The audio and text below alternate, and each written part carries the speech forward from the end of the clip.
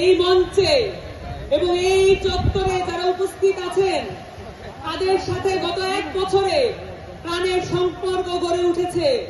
কিন্তু এও সত্য, এই শহীদ মিনারে গত বছর উপস্থিত থেকেও আমরা একে অপরকে চিনতে পারি নাই। কিন্তু এই গণ-অভ্যুত্থান আমাদের সকলের প্রাণকে একত্র করে দিয়েছে। আপনাদের সাথে আমাদের এই আত্মিক সম্পর্ক কখনো মোছার নয়। শহীদের আকাঙ্ক্ষা দিয়ে, শহীদ পরিবারের চাওয়া দিয়ে একটি রাজনৈতিক দল হিসেবে এনসিপি গড়ে উঠছে। আহতদের পরামর্শের ভিত্তিতে এনসিপি গড়ে উঠছে এবং সেই সাথে প্রতিটি জেলায় যত ভাই বোনেরা রাস্তায় নেমে এসেছিলেন, যত শহীদ পরিবাররা আমাদের সাথে দেখা করার জন্য আকাঙ্ক্ষা নিয়ে বসেছিলেন, সকলের সাথে আমরা দেখা করে এসেছি। এবং আমরা এও বলতে চাই, আমরা বাতাসের আধ্যাত্মিক মর্যাদা বুঝি। প্রতিটি জেলার বাতাস আমাদের গায়ে লেগেছে। প্রতিটি জেলার অভ্যুত্থানের বাতাস গায়ে নিয়ে আজকে আমাদের সামনে আমরা উপস্থিত হয়েছি এবং প্রতিটি জেলার আকাঙ্ক্ষা নিয়ে আপনাদের সামনে আমরা উপস্থিত হয়েছি। এই আকাঙ্ক্ষার ভিত্তিতে এনসিপি গড়ে উঠছে এবং এই আকাঙ্ক্ষার ভিত্তিতে আমাদের ইশতেহার আপনাদের সামনে আজকে প্রেজেন্ট করা হবে। আপনাদেরকে আজকে আমি দুটো বিষয় নিয়ে কথা বলতে চাই। আপনারা জানেন, এই গণ-অভ্যুত্থান তৈরি হয়েছিল বাংলাদেশের শিক্ষা ব্যবস্থা এবং সেখান থেকে তৈরি হওয়া ধ্বংসপ্রাপ্ত একটা চাকরি ব্যবস্থান কেন্দ্র করে। বাংলাদেশের যতগুলো লড়াই সংগ্রাম আছে সবকিছু কর্মসংস্থানের ভিত্তিতে হয়েছে এবং শিক্ষা স্বাস্থ্য নিয়ে হয়েছে। এই জায়গাগুলোতে যদি আমরা মনোযোগ দিতে না পারি তাহলে আবার বাংলাদেশে কি গণ-অভ্যুত্থান এবং বিপ্লব সংগঠিত হবে। আপনাদের সামনে আজকে একটি যুদ্ধের প্রস্তুতির ডাক নিয়ে আমরা এসেছি। শিক্ষা এবং স্বাস্থ্য, সেই সাথে আমাদের সংস্কৃতিকে অবহেলা করার কোনো সুযোগ নাই।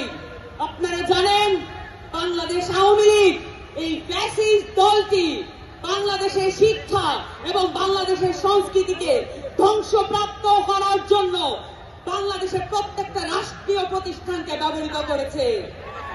এই রাষ্ট্রীয় প্রতিষ্ঠানগুলোকে আমাদের মুক্ত করতে হবে। আমরা এটা জানি, শিক্ষার সাথে হেকমতের সম্পর্ক।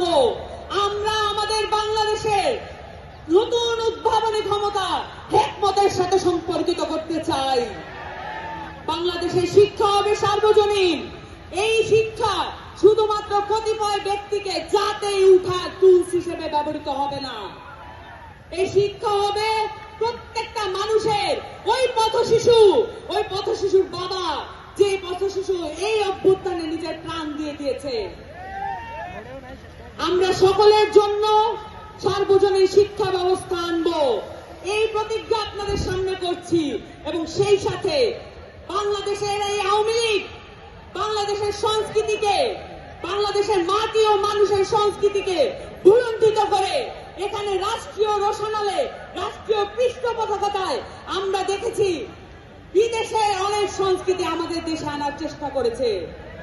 আমরা দেখেছি বাঙালি জাতীয়তাবাদের নামে বাংলাদেশে একটি এমন সংস্কৃতি গড়ে তোলা হয়েছে যেখানে আমাদের মাইজ ভান্ডারি গান নাই, যেখানে আমাদের আব্দুল করিমরা নাই, যেখানে আমাদের রমেশ শীলরা নাই। আমরা এমন সংস্কৃতি গড়ে তুলতে চাই যেখানে আমাদের গণ-অভ্যুত্থানের কথা লেখা থাকবে, যেখানে আমাদের গণ-অভ্যুত্থানের সংস্কৃতি লেখা থাকবে। এবং সেই সাথে আপনাদের সামনে আজকে ঘোষণা দিতে চাই, বাংলার এই ইয়াজিদ শেখ হাসিনার বিচার আমাদের সকলে মিলে আদায় করে থাকতে হবে। এই ইয়াজিদ শেখ হাসিনা বাংলাদেশের মাটিতে বিচারের আওতায় আসবে। আমরা এই যুদ্ধের আহ্বান নিয়ে আপনাদের কাছে এসেছি, কারণ আমরা মাঠ ছেড়ে যাই নাই, রাজপথ ছেড়ে যাই নাই এবং রাজপথ ছেড়ে যাব না ইনশাআল্লাহ।